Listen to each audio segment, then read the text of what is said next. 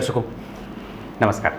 एक बार फिर से उपस्थित हूँ आप सबके सामने शुक्रवार के शाम के कार्यक्रम में। पिछले सुबह में मैंने आपको जो कार्यक्रम बनाया उसमें आप लोगों को इस कुंडली का लग्न चार्ट का विश्लेषण किया। अभी आपके सामने मैं लग्न के साथ साथ नवांश और दशमांश लेकर के आया हूँ। ये कुंडली रजनीश जी की है, रजनीश ओशो नहीं, रजनीश। 22 अगस्त 1981 इनका डेट ऑफ बर्थ है और जालंधर पंजाब से हैं ये। सिंह लग्न की कुंडली आपने देखी है। लग्न में ही सूर्य और बुध कैसे इनकी चमक बढ़ा रहे हैं, बुद्धिमता और व्यक्ति को ज्ञानी और तार्किक और समझदार बनाने के साथ साथ यशस्विता का गुण प्रदान कर रहे हैं। और चंद्रमा भाग्य भाव में बैठ करके भाग्य को बल दे रहे थे, थोड़ी बहुत कमजोरी के साथ। अगर इस कार्यक्रम का पहला हिस्सा देखना चाहते हैं तो ये जो कार्यक्रम की जो संख्या है आपको हैशटैग में लिखी है थंबनेल पे, उसको देखिए और उसके ठीक एक अंक पीछे चले जाइए, आपको वो कार्यक्रम मिल जाएगा। पार्ट 1 उस पर लिखा होगा। नवांश कुंडली में आप जब इनकी कुंडली देखेंगे तो लग्न में शुक्र बैठे हैं, एक शुभग्रह, और चंद्रमा यहाँ भी मेष राशि के और यहाँ पे वो धनु राशि के। शुभग्रह के चंद्रमा हर जगह हो रहे हैं, ये अच्छी बात होती है। शुक्र और चंद्रमा का संबंध जो है वो केंद्र और त्रिकोण का होता हो, जैसे ये दोनों एक दूसरे से नवम पंचम में हैं। और लग्नेश जन्म कुंडली में मंगल तृतीय भाव में बैठ करके चतुर्थ भाव के अधिपति चंद्रमा के द्वारा देखे जा रहे हैं। इसे अच्छा संबंध कहेंगे। गुरु जन्म कुंडली में शनि और सूर्य के साथ आर्थिक स्थिति जो है वो ठीक है, पर बचने की समस्या यहाँ से शुरू हो रही है, नहीं बचने की समस्या। आपको बताऊं एक बात, आज है 31 अगस्त 2022, चतुर्थी व्रत है।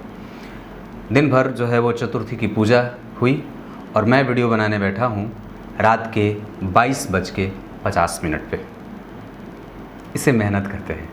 जब आप धुन ऐसी ही सवार हो, नहीं गैप नहीं करना है तो ऐसे करना पड़ता है। 22:50 पे अभी मैं बैठा हूँ, अभी कार्यक्रम शुरू हुआ है। अभी इसके बाद एक कार्यक्रम और बनेगा जो आपको मिलेगा। आज है बुधवार, तो कल गुरुवार को यानी कि सुबह में जाएगा। ये कार्यक्रम शाम में मिलेगा, एक सुबह में बनेगा, एक शाम में बनता है, ऐसे बनता है।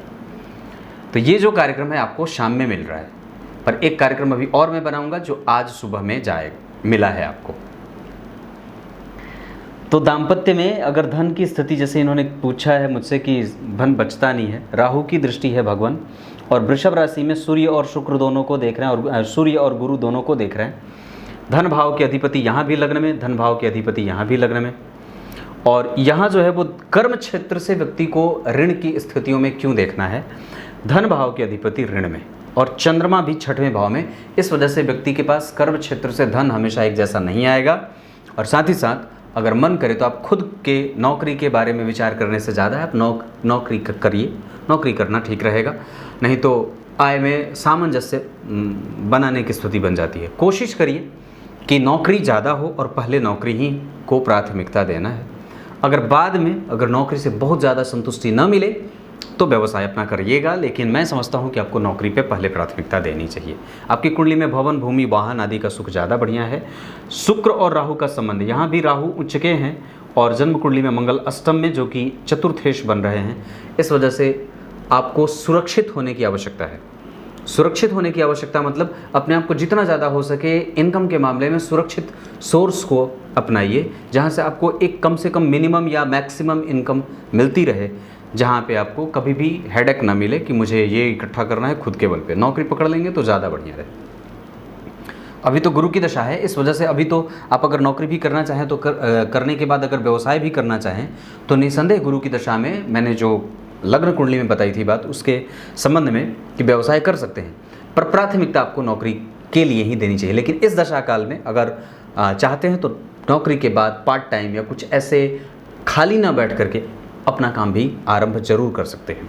शुक्र लग्न में है और सूर्य यहाँ भी लग्न में, केंद्र में, और त्रिकोण या लग्न का संबंध बन रहा है। जैसे लग्नेश होकर के धन भाव में बैठे, यहाँ धनेश होकर के लग्न में बैठे, धनेश होकर के लग्न में बैठे, तो धन का संबंध आपकी कुंडली में है। और आर्थिक स्थिति कभी भी परेशान करने वाली या दो मुही नहीं है, मतलब ठीक है। लेकिन हाँ, ऋण वगैरह का योग आपकी कुंडली में बना हुआ है। ऋण वगैरह में आप थोड़े बहुत रहेंगे, लेकिन मैं समझता हूँ कि ऋण लेने से ज़्यादा कोशिश ये करिए कि उसको चुकाने पे कैसे फोकस करना है, क्योंकि मंगल आपकी कुंडली में थोड़े कमज़ोर हैं, तो देने वगैरह से भी बहुत ज़्यादा भरोसा नहीं करना है। और बहुत ज़्यादा किसी पे भरोसा भी मत करिए, यात्रा वगैरह में थोड़ा सावधान रहना चाहिए, नहीं तो जेब कतरा। और कई बार शनि वगैरह की दशाओं में, शनि और चंद्रमा की दशाओं में, राहु की दशाओं में, मंगल की दशाओं में धन हानि, धन की चोरी, घर पे कुछ अटपटा आदि जैसे कुछ अनहोनी की घटनाएँ होती हैं, इसका ख्याल रखना चाहिए। इस कुंडली में जो कमज़ोर दशा बीत सकती है उसमें कौन में किस में महादशा में किस ग्रह का अंतर रहेगा तो कमज़ोर दशा जा सकती है। जैसे चंद्रमा में जब कभी भी शनि आ जाएं या शुक्र आ जाएं, चंद्रमा में या मंगल में जब कभी भी मंगल में तो नहीं, लेकिन चंद्रमा में जब सूर्य गुरु आ जाएं तो, या चंद्रमा में शनि आ जाएं तो, शनि में चंद्रमा आ जाएं तो, गुरु में बुध आ जाएं तो उस समय थोड़ा सावधान होना चाहिए। इन दशाओं में आपको बहुत ज़्यादा सावधानी रखने की आवश्यकता होगी। वैसे आपकी कुंडली में दाम्पत्य ठीक देख रहा हूँ, क्योंकि गुरु जो है वो जन्म कुंडली में कम से कम द्वितीय भाव में बैठे हैं, तो संबंध जो है वो कटुतापूर्ण नहीं होता। लेकिन हाँ, वहाँ पे एक बात जरूर देखने को मिलती है कि व्यक्ति बहुत ही दार्शनिक होता है, इलीगल एक्टिविटी नहीं करता है, दाम्पत्य अच्छा बीतता है, संबंध जो हैं वो बिल्कुल ही नैतिक होते हैं, बहुत ही जिम्मेदारी से निभाए जाते हैं। और गुरु और सूर्य के द्वितीय भाव शनि के साथ बैठने से दाम्पत्य गंभीरता से गंभीर वाणी का प्रयोग करते हुए निकाल दिया जाता है। कम्युनिकेशन कभी भी खराब नहीं होता है, बातचीत बड़ी अच्छी होती है, और मैं समझता हूँ कि उसमें किसी भी तरीके की परेशानी आपको कभी भी झेलने वाली स्थिति में नहीं है ये कुंडली। चंद्रमा वर्गोत्तम है, मंगल वर्गोत्तम है राशि से, चंद्रमा भी वर्गोत्तम है भाव से, और शनि और गुरु चार ग्रह जब जन्म कुंडली में वर्गोत्तम होते हों तो कुंडली बहुत अच्छी बन जाती है। यहाँ का लग्नेश आपकी कुंडली में यहाँ पे शत्रु की राशि में शत्रुवत होकर के बैठे हैं, और यहाँ वो जन्म कुंडली में पंचमेश बनते हैं। लेकिन सूर्य हर जगह, और ये कुंडली हर जगह सूर्य, गुरु और मंगल से प्रेरित है, और ये तीनों ही ग्रह हर जगह बड़े महत्वपूर्ण फैक्टर के रूप में देखे जाते हैं। ये बात याद रखिए। आप लोगों को एक बात और भी बता दूँ यहीं बीच में से, हमारे यहाँ बिहार में नहीं, झारखंड में अंकिता नाम की एक 16 वर्ष की लड़की, जिसको वहाँ के किसी पुलिस अधिकारी ने, जो मुसलमान था, उसने 16 साल की अवस्था को 19 साल बता दिया, और पता नहीं उसमें कुछ तोड़ ताड़ मतलब जो है वो उसके साथ जो है वो, मैंने आज ये नया शब्द सुना है, स्टॉकर एक शब्द है, आप लोगों को बताओ। तो मुझे पता नहीं था कि स्टॉकर होता क्या है, तो जिन्होंने मुझे बताया तो मैंने पूछा कि ये होता क्या है। मैंने कहा कि ये क्या मामला क्या है, कैसे हुआ ये, तो उसने ये बात उन्होंने कहा मुझे कि पंडित जी ये स्टॉकर होते हैं, जो आपको किसी भी तरीके से ट्रैप करके फंसाना चाहते हैं, आपको ये बताना चाहते हैं, मतलब वो आपसे ज़बरदस्ती कबूलवाना चाहते हैं कोई काम ज़बरदस्ती। मुझे पता था कि स्टॉकर का मतलब होता है जो स्टॉक मार्केट में पैसे लगाते हैं, पर वो नहीं था। जो स्टॉकर का मतलब होता है कि जो मुझे ज़बरदस्ती किसी काम के लिए मेरे हाँ के बगैर या ना के बगैर हाँ कहवाना, ऐसा वाला। नहीं का मतलब नहीं होता है, वो आपने सुना है वो डायलॉग, तो ऐसे मतलब वो ना बोल रहा है पर आप उसको ज़बरदस्ती हाँ करवा रहे हो। अब इसके लिए उसके बाद उसने उसे जो है वो जिंदा जला दिया। आप लोगों को ये बात समझनी होगी, और मैं बहुत अच्छे तरीके से कहता हूँ, बहुत अच्छे तरीके से सावधान हो जाइए। मेरे बिहार में भी अब ये घटनाएं हो रही हैं। अब लगता है कि क्या करना पड़ेगा, क्योंकि बड़ा मन दुखद हो जाता है, दुखी हो जाता है, बड़ा दुखी हो जाता है। अब ये भी सोच के बड़ा अजीब लगता है कि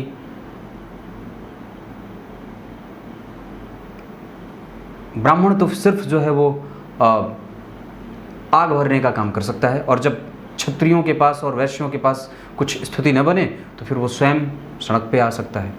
साधु संत समाज को सामने आने की आवश्यकता है, सबको सामने आने की आवश्यकता है, और इतना ज़बरदस्त विरोध करने की आवश्यकता है कि इनकी जो है वो पतलून फट जाए, और क्या हो जाए कि सरेंडर कर दें। मतलब ये इतना ज़बरदस्त बुरा, क्या कहूँ मैं, शब्द मेरे पास नहीं है, पर जल्लाद भी बन सकता था मैं इसके लिए। बना दो, ब्राह्मण हूँ, बन जाऊँगा, जल्लाद बन जाऊँगा, सामने खड़ा कर दो, जल्लाद बन जाऊँगा। सबसे नीच कर्म होता है जल्लाद का, वो भी बनने को तैयार हूँ। सामने ला दो। अब आइए कुंडली पे आता हूँ। इतनी सारी चीज़ें दशाओं में, आपकी कुंडली में मंगल की दशा मैंने बाकी सारी चीज़ें बताई हैं। अब एक बात और बता दूं, गुरु आपकी कुंडली में दशा में कभी भी कमज़ोर नहीं है। उसके बाद शनि आने वाले हैं जो आपकी कुंडली के लिए मारक होते हैं, और उस दशा काल में व्यापार अच्छा रहेगा। फिर भी क्योंकि वर्गोत्तम है और वर्गोत्तम ग्रह बली हो जाते हैं, गुरु की दशा भी वर्गोत्तम ग्रह के कारण अच्छी होगी। चंद्रमा भी कमज़ोर नहीं है। शुक्र आपकी कुंडली में, मैं अगर कहूँ तो इस कुंडली में भाव के आधार पर लग्न बलवान और नौकरी वगैरह के लिए गुरु और शनि का संयोग अच्छा कहा जाएगा। भाग्य के मामले में चंद्रमा बलवान कर रहे हैं भाग्य भाव को थोड़ी बहुत कमजोरी के साथ। दशमांश कुंडली में जो स्थिति बन रही है उसके आधार पे राहु दशम स्थान को बल दे रहे हैं, चंद्रमा और बुध आपको साहस दे रहे हैं और थोड़े से कन्फ्यूज़न से युक्त करेंगे। हालांकि वो कन्फ्यूज़न नहीं रहेगा। व्यापार के मामले में अगर आप इस गुरु की दशा में चाहते हैं तो निश्चित रूप से एक बार कोशिश करके देखिए, हाँ कर लेना चाहिए। दशमांश कुंडली को देख करके ये बात बोल रहा हूँ। और एक स्थिति और भी है कि व्यापार से धन का लाभ ही होगा, नुकसान नहीं होने वाला है। बल के आधार पर सूर्य के पास बल है, शनि के पास बल है, भाग्य को बल मिल रहा है, आपका व्यय अनियंत्रित नहीं होगा। और अगर दूर देश जा करके भी कोई यात्रा वगैरह करके पूर्व दिशा की तरफ या धन कमाने के लिए पूर्व दिशा की ही तरफ अगर निकले तो धन अच्छा कमा सकते हैं। आपकी कुंडली के आधार पे गुरु, शुक्र और बुध का प्रभाव आपकी कुंडली में हमेशा अच्छा रहे, जैसे लाभ का बल बढ़ता रहे, व्यक्ति प्राप्त करता रहे। उसके बाद आपकी कुंडली में यश, कीर्ति, मान, सम्मान वगैरह बढ़ता रहे और करियर कभी भी कमज़ोर ना हो, ये स्थिति बन सकती है। राहु और शनि जन्म कुंडली में लग्न को देख रहे हैं, लग्न के आसपास हैं। इस वजह से मैं ये बात कहूँ तो लग्न अगर प्रबल हो तो पापकर्त्री का प्रभाव कमज़ोर हो जाएगा। चंद्रमा से 5 घर आगे सूर्य बुध बैठे हैं तो चंद्रमा का बल बढ़ेगा, पर चंद्रमा से 4 घर आगे राहु, चंद्रमा के 4 घर पीछे केतु। ऐसी अवस्था में चंद्रमा को दोष लगता है, लेकिन भाग्य भाव में बैठे होने के कारण उसका प्रभाव भी कमज़ोर हो जाएगा। हालांकि एक बात और भी है कि इस चंद्रमा के ऊपर अगर किसी शुभ ग्रह की दृष्टि पड़ जाती तो इसे और भी अच्छा कहा जा सकता था। उस चंद्रमा के वर्गोत्तम होने के कारण केमद्रुम दोष का प्रभाव भी कमेगा। इस चंद्रमा के यहाँ 6वें भाव में आने के कारण और 12वें भाव के अधिपति होकर के 12वें देखने के कारण व्यक्ति को कई बार बहुत ही ज़बरदस्त तरीके से अंतिम समय में धन का अधिपति देखा जाता है। एक बात और कहूँगा कि व्यक्ति अपने कर्म क्षेत्र से गारंटी देता हूँ अच्छा धन कमाए और जीवन में उसके पास धन की समस्या नहीं होगी। वो व्यय से परेशान इसलिए है, यहाँ वाली बात, लेकिन ऐसा नहीं कि उसके कोई भी काम पैसे के कारण रुक जाएंगे, ऐसा कभी भी नहीं होगा। क्लियर है? दशाओं में आपको सावधान रहना है। मैंने जो दशाएं याद रखी हैं, इसके अतिरिक्त शनि की दशा में और आपके ऊपर से अभी जो राशि बन रही है मेष राशि है, ढैया 7.5 का कोई प्रभाव तो नहीं है। हाँ, लेकिन ज़रूर ही मेष राशि के हैं तो जल्दबाजीपन से युक्त होकर के कोई भी निर्णय मत लीजिएगा, ये बात है। दूसरे नंबर पे चंद्रमा से मंगल साहसी आपको बना रहे हैं, कभी भी किसी से डरने की आवश्यकता नहीं है। धर्म का पालन करिए, अधर्मी मत बनिए, विधर्मी मत बनिए। मंदिर का दर्शन, गीता का अध्ययन, अध्यापन, मंदिर दर्शन और मंदिर जाने वाले लोगों को प्रेरित करिए। अपने आसपास के मंदिरों की सुरक्षा और सुरक्षा के लिए, संरक्षण के लिए जिम्मेदार बनिए और सनातन धर्म की सुरक्षा के लिए जितनी बार हो सके सर कटाने को तैयार रहिए, काटने को भी तैयार रहिए। इसके अतिरिक्त अगर हो सके तो ऐसी स्थिति की जन्म कुंडली में अगर रामायण, गीता, महाभारत आदि अगर ब्राह्मण से सुन लिया जाए जीवन में एक बार, भागवत महापुराण वगैरह आदि चीज़ें सुन ली जाएं तो बहुत अच्छी बात होगी। क्योंकि आप सिंह लग्न के हैं तो रुद्राक्ष भी धारण कर सकते हैं, रक्त चंदन की माला भी धारण कर सकते हैं, माणिक्य भी धारण कर सकते हैं और अभी के हिसाब से गुरु का रत्न पुखराज भी धारण कर सकते हैं। कुछ इसी तरीके से आज के कार्यक्रम का समापन करते हैं। तब तक के लिए इजाज़त दीजिए। धन है इस कुंडली में, घबराने की बात नहीं है, हर जगह से धन है, चिंता मत करिए। और कभी भी अगर कुछ मांगलिक कृत्य करना होगा तो मंगल की दशा में, और कुछ खरीदना होगा भौतिकीय संसाधन सी चीज़ें तो बुध और मंगल बहुत अच्छे रहेंगे। और सूर्य की दशा में कोई नया निर्णय लेना हो तो आपको ध्यान दे देना चाहिए, और कुछ और भी बड़ा करना हो तो गुरु की दशा का भी लाभ आपको मिल सकता है। ये ग्रह आपके साथ हमेशा ही खड़े रहेंगे। तब तक के लिए बहुत बहुत नमस्कार।